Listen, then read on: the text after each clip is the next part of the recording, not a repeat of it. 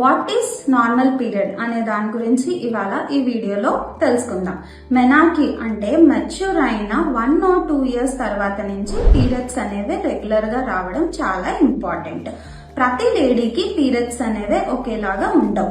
అసలు periods normal అంటే ఏంటి, అబ్నార్మల్ అంటే ఏంటి, ఎప్పుడు డాక్టర్ ని కన్సల్ట్ అవ్వాలి అనే దాని గురించి ఇవాళ మీకు ఎక్స్ప్లెయిన్ చేస్తాను.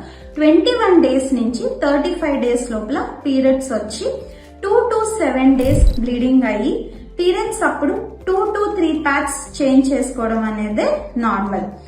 ఇర్రెగ్యులర్ సైకిల్స్ అంటే 21 days లోపల పీరియడ్స్ రావడం లేదా 35 days వెయిట్ చేసినా కూడా పీరియడ్స్ రాకపోవడం, పీరియడ్స్ అప్పుడు హెవీ బ్లీడింగ్, క్లాట్స్ పడడం, కంటిన్యూస్ గా 7 days తర్వాత కూడా బ్లీడింగ్ అవ్వడం అనేది నార్మల్ కాదు. ఇంటర్ మెన్స్ట్రువల్ బ్లీడింగ్ అంటే పీరియడ్స్ కి మధ్యలో బ్లీడింగ్ కనిపించడం లేదా 2 to 3 days స్పాటింగ్ ఏమైనా ఉండడం అనేది అస్సలు నార్మల్ కాదు.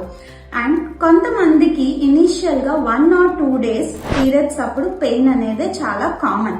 అది యూజువల్ గా బేసిక్ పెయిన్ కిల్లర్ తీసుకుంటే సెటిల్ అయిపోతుంది. కానీ హెవీగా పెయిన్ వచ్చి వామిటింగ్స్ అయ్యి కళ్ళు తిరిగి పడిపోవడం అనేది అస్సలు నార్మల్ కాదు.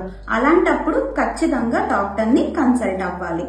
సో మీ పీరియడ్స్ ఎలాగున్నాయో నోట్ చేసుకుని అవసరం అయితే డాక్టర్ ని కన్సల్ట్ అవ్వండి. Thank you.